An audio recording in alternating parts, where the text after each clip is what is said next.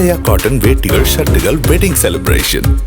சித்திரை திருவிழாவால் மதுரை மாநகரமே கோலாகலமாக காட்சியளிக்கும் நிலையில் அங்கு மீனாட்சி திருக்கல்யாணத்தையொட்டி 1,00,000க்கும் மேற்பட்டோருக்கு பிரம்மாண்ட விருந்து வழங்கப்படுகிறது. இது குறித்த கூடுதல் தகவல்களை வழங்குவதற்காக நமது செய்தியாளர் பிரசன்னா இணைந்திருக்கிறார். பிரசன்னா, நாமளும் 1 மணி நேரமாக சிறப்பு நேரலையில் மீனாட்சி சுந்தரேஸ்வரர் திருக்கல்யாண நேரலையை வழங்கினோம், நம்ம பார்த்திருப்போம். இப்போ அங்க கல்யாண விருந்து நடைபெறுகிறது. ஒவ்வொரு வருடமும் இவ்வளவு சிறப்பாக நடைபெறும் இந்த கல்யாண விருந்து குறித்து விரிவா சொல்லுங்க.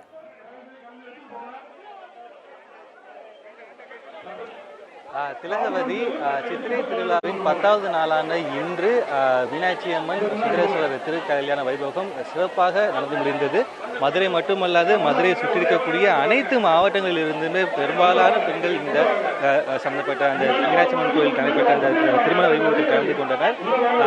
மதுரை மாவட்டம் முழுவதுமே இன்று வந்து திருவிழா காட்சியை தான் நம்மால் பார்க்க முடிகின்றன.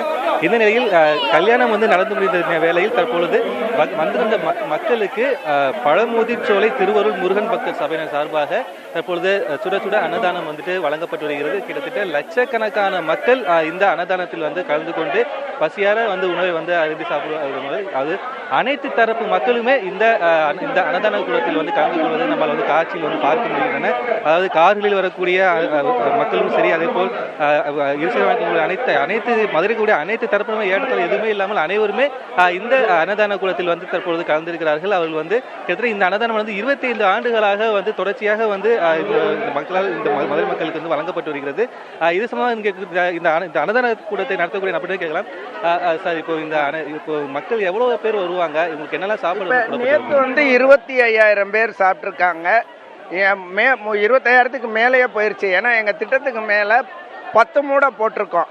அதனால் ஒரு 30,000 பேர் சாப்பிட்ருப்பாங்க. இன்னைக்கு நாங்கள் எதிர்பார்க்கறது 1,00,000 பேர். அதுக்கான திட்டங்கள் 4,500 கிலோ ரைஸில் விதவிதமான சாப்பாடு நாங்கள் போடுறோம். Variety rice. அதுக்கு வந்து வடை, சாம்பார் எல்லாம் கொடுக்குறோம் நாங்கள். இது வந்து முழுவதும் இந்த பக்த பேரவையினுடைய மீனாட்சியினுடைய மைந்தர்கள் என்று அழைக்கப்படுகிற ஒவ்வொரு டிவோட்டியும் இந்த அவ்வளவு பொருளும் எங்களுக்கு கொடுக்குறாங்க. மார்க்கெட்டு 2 மார்க்கெட் காய்கறி, 12 டன் காய்கறி அவங்க ஸ்பான்சர். அதே நேரத்தில் 75 கேஸ் கொடுத்து கேஸ் அசோசியேஷன்லேருந்து அவங்களும் கொடுக்குறாங்க. இங்கு நடைபெற இந்த சேதுபதி மேல்நிலை பள்ளி நிர்வாகம் எங்களுக்கு முழு ஒத்துழைப்பு, தார்மாரான ஒத்துழைப்பு. அதனால தான் எங்களால் இவ்வளோ தூரம் நடத்த முடியுது. வேற என்ன விஷயம்? 25 வருஷமாக அந்த பள்ளி வளாகத்தில் நடத்திக்கிட்டு இருக்கோம். இது பெரிய உதவி எங்களுக்கு. ஏன்னா பொன்விழா ஆண்டு மீனாட்சி வளாகத்தில் 3000 பேர் தான் பண்ணோம்.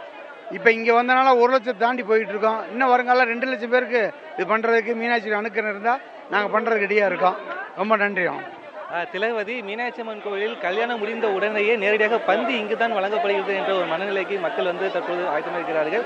கல்யாணம் முடிந்த உடனே மக்கள் அனைவருமே திரளாக இந்த சேதுபதி ஸ்கூலுக்கு வந்து இங்கே வழங்கப்பட்டிருக்கக்கூடிய அன்னதானத்தை வந்து பசியார உணவு அருந்தி தற்போது மகிழ்ந்திருக்கிறார்கள். திலகவதி, 25 வருடங்களாக இதனை செய்து காட்டிக் கொண்டிருக்கிறார்கள். மீனாட்சி அம்மனின் அனுகிரகம் மட்டுமல்ல, அனைவரது ஒத்துழைப்பும் இதில் இருக்கிறதை பார்க்க முடிகிறது. மக்கள் அனைவரும் ஒன்றிணைந்து 1,00,000 பேருக்கு அன்னமிடுவது என்பது சாதாரணமான விடயம் அல்ல.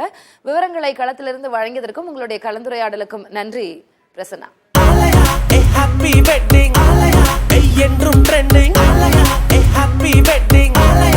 ஆலயா காட்டன் வேட்டிகள் ஷர்ட்டுகள் வெட்டிங் செலிப்ரேஷன்.